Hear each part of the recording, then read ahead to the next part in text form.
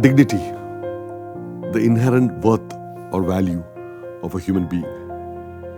To live with dignity is to receive that honor and respect from people around you. 1996, I remember I was in Mumbai for some work. I'm not from here. I'm from a small country town in Kerala, the southernmost part of India. I was sitting in a rickshaw going from A to B, and we came to a traffic signal. A whole bunch of children just came running to the rickshaw, asking for food or money. This was not normal to me. This is not normal where I come from. Out of that, one little girl, she was around 6 years old. She really got my attention. She was only wearing an underwear, extremely malnourished, looked as if she had not eaten anything for the past few days.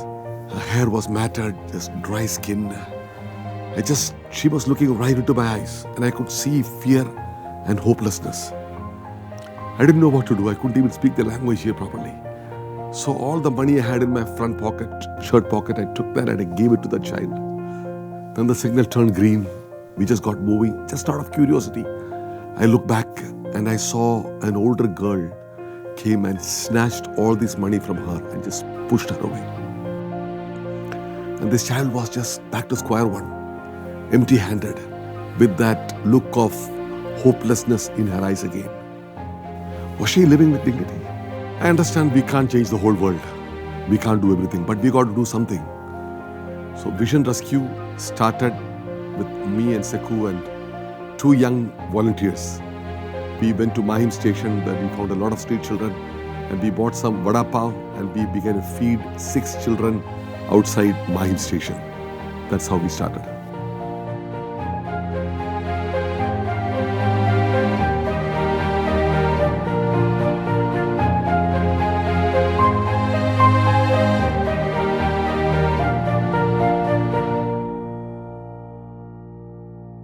Within a month, we started helping 6 kids to almost 40 kids.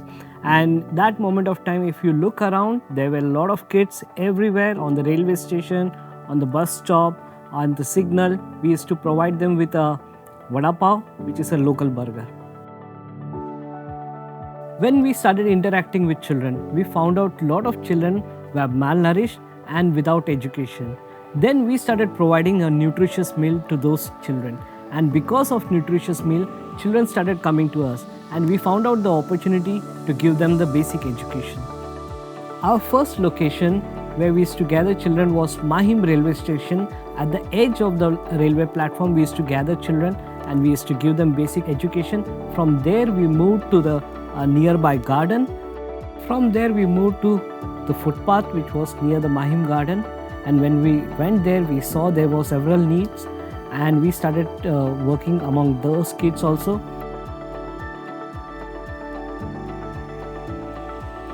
So in all these 3 locations, the number of kids were increasing. And we were teaching them on the streets, and kids were coming, and obviously we began to run into problems like the monsoon would come. We can't have the kids on the streets. We knew that we needed a place to gather the children.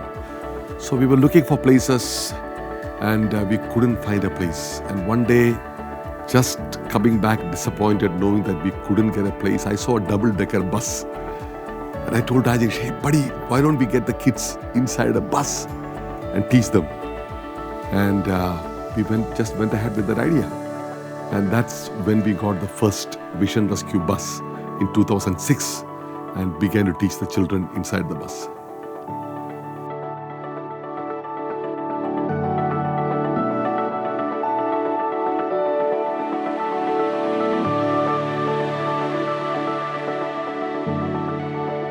In our bus and eventually buses, we were able to get more time with the children, about an hour and a half at every location, where we could educate these children in basics of letters and numbers and get more time to invest in them.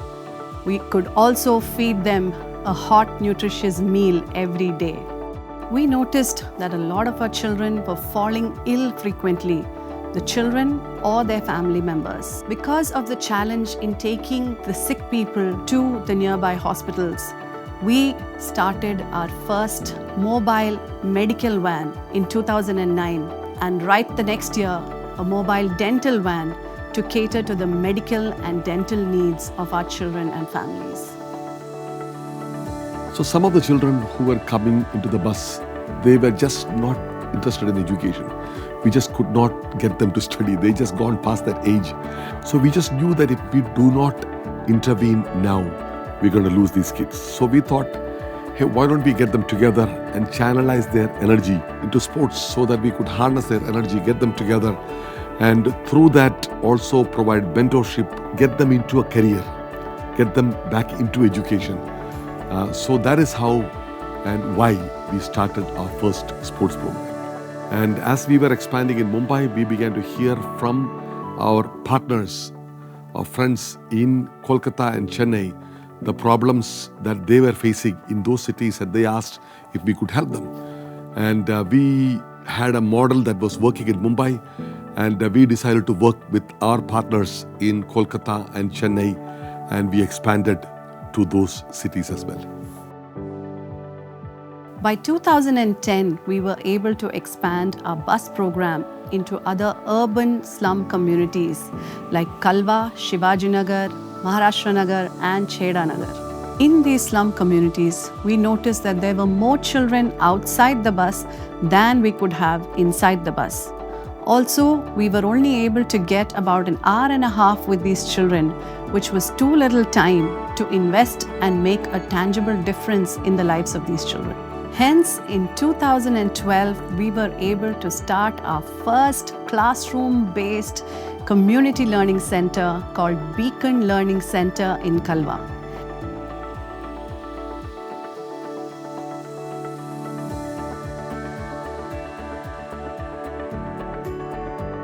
So our main focus is to free children from exploitation by engaging and sustaining them in education.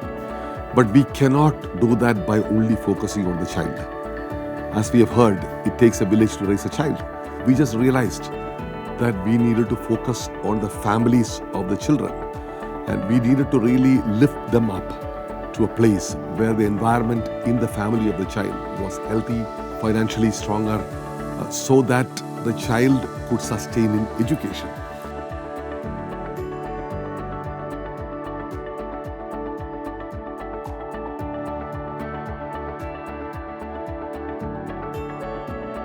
अगर बच्चे को education में sustain करना है तो family का overall development होना बहुत ज़रूरी है और इसीलिए हम केस मैनेजमेंट करते हैं।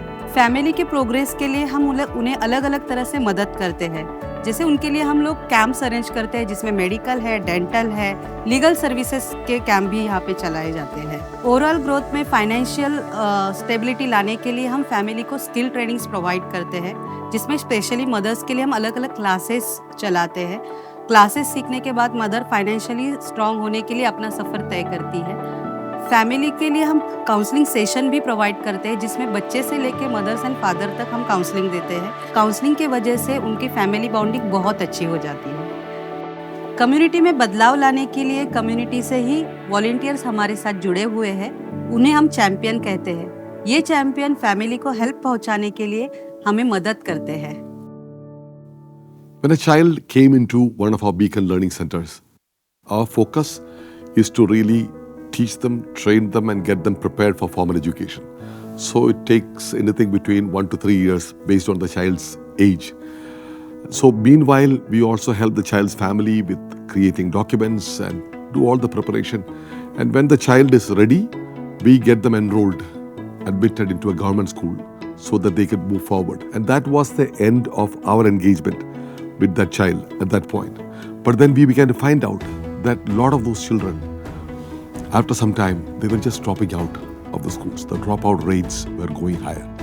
We understood that to reduce dropout rate, student needs continued reminders to understand importance of education.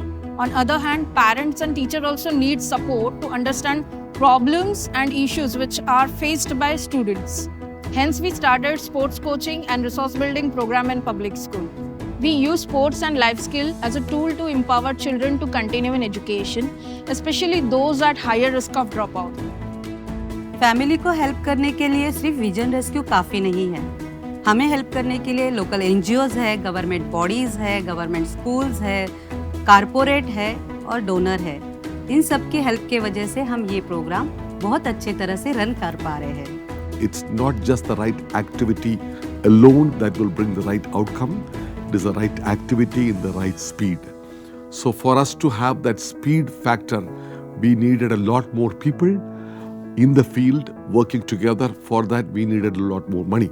So I thought, why don't we mobilize volunteers?